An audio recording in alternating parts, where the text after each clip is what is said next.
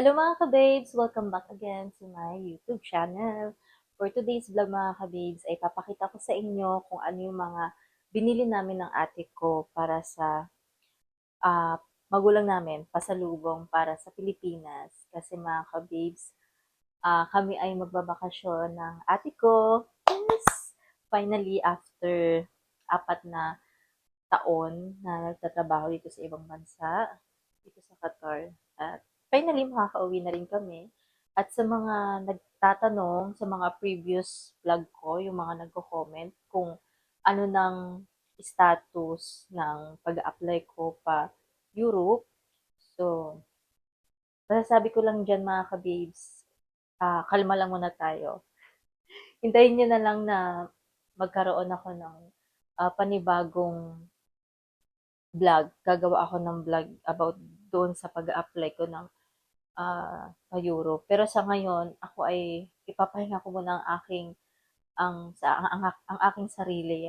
I-relax ko muna ang aking pag-iisip kasi ako ay sobrang napapagod na. Arte. So, ang dami ko na nga sinabi mga kabib. So, papakita ko na sa inyo yung mga pinamili namin ng ate ko. Pasalubong para sa aming magulang. Isa-isahin natin yan. Mga kabib. So, unahin ko to. Uh, Bumili ako nito ng gatas kasi request ni mama, bili daw ako ng gatas. So, 30 reals ko siya nabili mga kababes. 2.2 na siya na kg. So, grabe 'di ba? Hindi ko pa to natatry, kaya binili ko siya kasi gusto ko siyang matikman ko anong lasa. So, yan. Tapos, mga kababes, meron akong nakita kasi sa TikTok. Ito, ang nipis lang pala niya, tawa kami ng tawa ng ate ko. Akala namin, makapal. So, anong ine-expect namin sa 9 reals? Sa Timo namin ito binili. Napa-add to cart din siya kasi nabudol din siya sa akin. So, ganito. Kasi nga, pang hand carry ko sana. Ilalagay ko siya dun sa may maleta ko. Pero gagamitin ko pa rin siya. Ilalagay ko yung aking mga damit dito. Kasi, yung ganito ni ate, nasira, naputol yung ganito niya. Kasi siguro sobrang bigat kasi ang dami niyang nilagay siguro ng mga damit dun. Kaya naputol. So, yan. And then, pakita ko sa inyo yung mga pinamili ko sa Timo. Nabuksan ko na kasi siya. So, buksan natin. Ito, bumili ako ng wig para sa papa namin kasi nga dito sa gitna ng sa ulo niya, wala nang buhok kasi syempre senior na. So, gusto niya kasi sa kasal ng ate ay hindi siya kalbo doon. So, binilhan namin siya ng wig. Then, binilhan ko naman si mama ng eto, sunglass. Eto siya. Gusto niya kasi yung sunglass na bibilhin ko is sakop sa buo niyang mukha. Kasi nga daw kapag daw humahangin ng malakas, gusto niya nako-cover yung yung ano niya, yung mata niya. Kasi nga before na operahan sa mata yung si mama. So gusto niya na protect yung mata niya. Kasi may malaking nunal siya dito. Tapos yun, ang dami kong explanation. Tapos, ito naman, hairpin. Ay, hindi siya hairpin. Parang hair comb yung lalagay dito. So, pakita ko sa inyo. Ganito siya. Bili ko siya nito, sa Timo. Ganito siya, oh. Ganyan. Tapos, nakikita niyo ba? Sabi ni mama, ayaw niya daw ng ganitong design. So, ako na lang siguro gagamit. So, ayun. Lahat naman to ng sa Timo, made in China, di ba? Tapos, ito din. Hindi ko nabubuksan siya. So, ganito. Alam niyo yung mga kababes, kapag yung mga senior, di ba may mga sunglasses sila, tapos ah, ayaw nila na kung saan-saan nila nilalapag yung mga sunglass nila kasi makakalimutin na. So gusto nila yung sinusuot, tapos pagka ayaw nila suotin, ibababa lang nila. Ganito yung itsura niyan. 3 real ko ata ito nabili isang piraso. Tapos yung wig naman ni Papa, mga nasa 15 yata. Tapos yung sunglasses naman ni Mama, nabili ko siya sa Timo. 7 real ata, mga ganun. So, ito mga kababes, ang original price nito, 10 reals, di ba? Nabili ko lang siya ng 4 reals, di ba? Grabe. Hindi ko, yung expiration niya, wala kasing, hindi ko makita nasaan. Eh, pagdating naman sa Pilipinas, papamigay naman namin agad. So, okay lang din kahit na na hindi namin alam yung expiration nito. Siguro hindi naman nila bibenta kung expired na, di ba? Sa balad na ko siya nabili. So, for real lang siya mga kabibs, 20 pieces na siya, tapos assorted flavors na, di ba? Tapos, bumili na rin ako ulit ng ganito, high tea bag, 100 pieces yung laman nito. Kasi nga, ang lakas uminom ng ganito yung papa namin. So, yun. Sabi ni mama, wag na bilhan. Pero bumili pa rin ako kasi nga, uh, late na rin kasi na nagsabi sa akin. So, yun. Pala decision din ako. Then, ito, binila namin kay papa to, hair color shampoo. Kasi nga, syempre, mga senior na, di ba, may mga puti-puti na sa buhok. So, gusto namin ng ate ko na gumamit yung magulang namin ng ganito. Kasi hair color shampoo na siya, black hair siya. So, shampoo na siya, tapos makukulayan din yung buhok mo. So, 20 reals siya. Tapos, ito naman mga kababes, Kent Cafe. 3 in 1, 'di ba? Parang ginagaya lang nila dito. 10 reals ko siya nabili doon sa may Monoprex, malapit sa pinagtatrabahuan ko, doon sa Mortis West Walk. Kasi doon ako nagtatrabaho.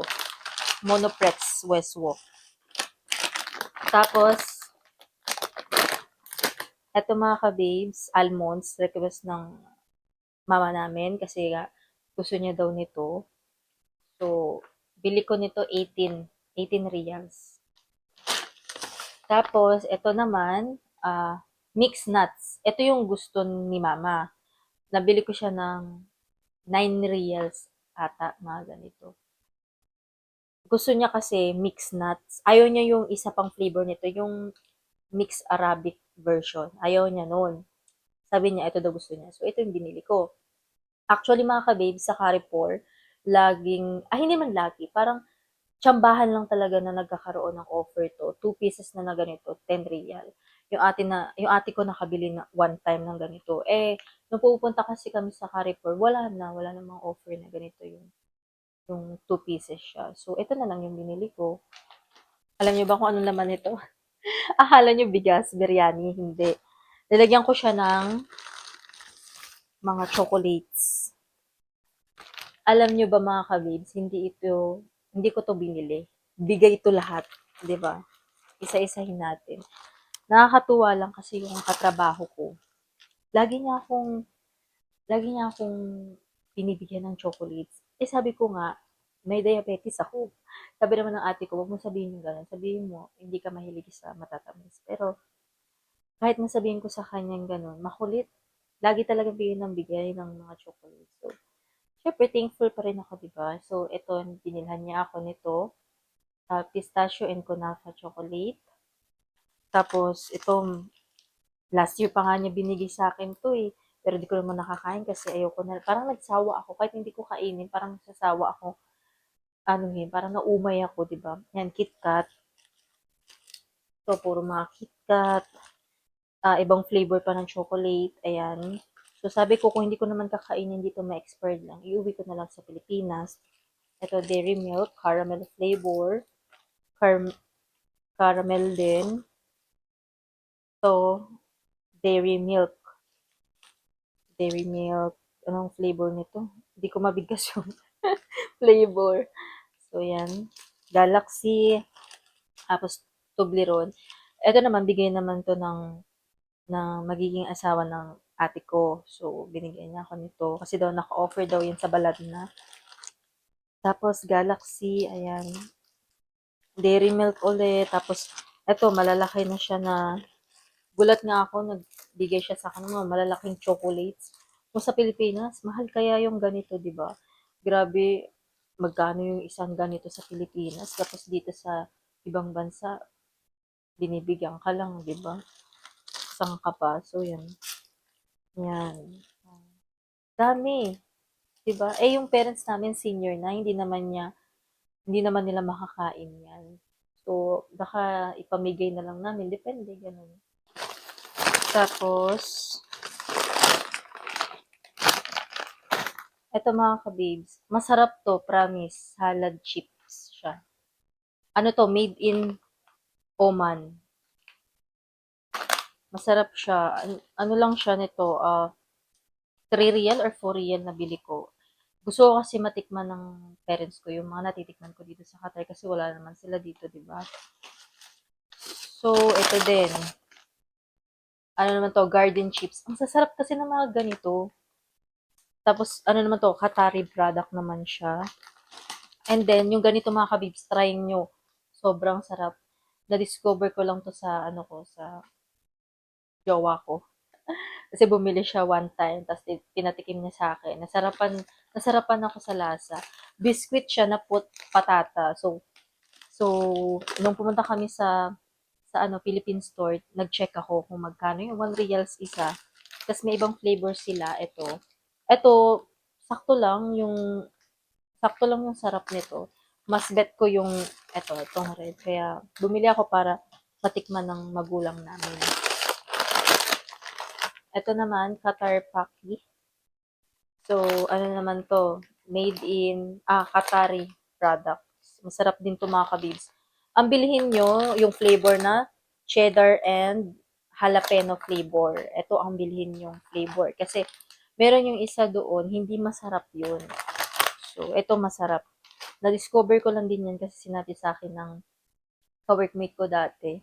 Sabi niya, tikman ko daw yung kasi masarap. So, totoo nga, nasarapan ako. Tapos ito mga kabibs, Ale Cafe. So, nag-request yung si Papa. Bili daw kami ng, nagtanong siya, bakit wala kayong biniling kape? So, iyan. 10 real or 9 real ko siya nabili sa may Lulu. Tapos, ito mga kabibs, request ni Mama, bili daw ulit ako ng ganito. Ano to, sabon? Sabon siya. So, 3 real ko siya nabili. Sa ibang store, 5 real nga ito eh. Kasi nga, gusto ni Mama ulit ako bumili nito kasi matagal siya maubos. So, yun. Tapos ito, may pahabol na naman yung ka-workmate ko. Actually, yung ka-workmate ko na yun, may gusto kasi sa akin. Ibang lahi yun. So, sabi ko nga sa kanya, meron akong jowa. Pero panay pa rin siya bigay ng mga chocolate. So, nakakaya naman kung hindi ko tatanggapin. So, ayan. Binilhan niya ulit ako ng Dubai chocolate cake bar. Ayan. So, iuwi ko ulit sa Pilipinas. Tapos yan. Ito, may biscuits ulit. Ito naman mga kababes. 5 piraso siya, ganito, doorknob. Kasi nga, nagre-request yung papa namin na bili daw kami sa hardware dito sa Qatar ng ganito kasi mura lang naman daw kasi dito sa Qatar. At saka, nung tinignan ko sa Temo, walang ganito. So, 25 real siya mga kabib, isang ganyan. Handle siya. Handle lang siya, wala siyang kasamang susi. Buti na lang dito malapit sa bahay, merong hardware.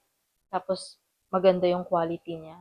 Kasi sa iba, nagtingin kami, ang pangit ng quality niya. Ito talaga ang ganda. 25 real siya, natawaran ko ng 20 real kasi nga, 5 piraso yung binili ko. Tapos nanghingi na rin ako ng resibo. Ayan. Hindi ito ibebenta. Hindi ito ibebenta sa Pilipinas. Kumbaga kasi kapag may mga papagawa kami na pintuan, ito na yung nilalagay. Kasi ganito yung mga klase ng doorknob na ginagamit dito sa Qatar mga kabis. Kahit dun sa store namin, ganito siya. So, yun. Buti na lang talaga meron dito malapit na hardware sa amin. Eh, nakabili ako. Tuwang-tuwa na naman si father. Tapos, ito naman, buksan natin. Ito mga kababes, alam nyo ba magkano to?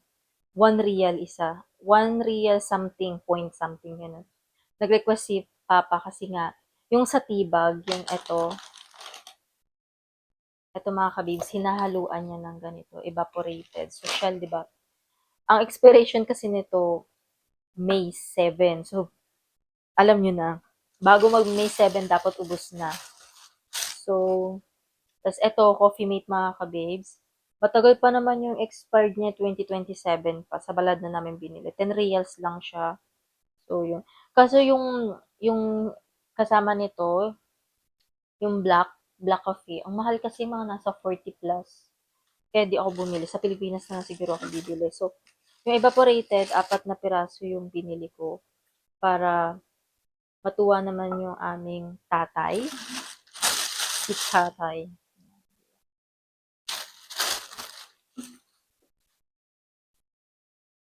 Tapos, eto mga ka-babes, panglinis siya sa lababo. Kasi 'di ba bago yung lababo namin. So, ang cute niya kasi may handle na siya. Ninakaw ko lang to sa store. Nakitan kasi ako. So, sabi ko lalagay ko sa bahay. And then, ito, condensed milk. 3 point something ko siya nabili sa may balad na din. Kasi, pag uwi ko, gusto kong gumawa ng macaroni salad. Gusto kong ipatikim sa kanila. Sa magulang namin yung ginagawa kong macaroni salad dito sa Qatar. So, yun. Then, bumili na rin ako ng napkin. Pero hindi ko to iuwi sa Pilipinas. Bumili lang ako, kasi magdadala nga ako ng, siguro mga 5 piraso nito. Actually, bawas na nga siya. Kasi, binuksan ko na rin. Kasi, nagkaroon ako this month, nagkaroon ako. So, wala na ako. Pagtingin ko sa cabinet, ubos na pala yung napkin ko. So, bumili ako. Kaysa naman sa Pilipinas pa ako bibili, di ba? Then, bumili kami nitong real mayonnaise. 7 reals lang siya.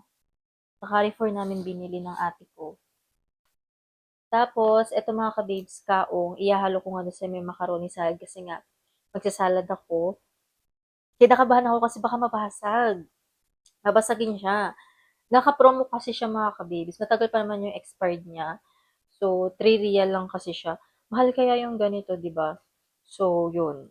Kasi nga, naisip ko, nagpo-promo naman dito sa Qatar. So, why not? Dito na lang ako umorder, di ba?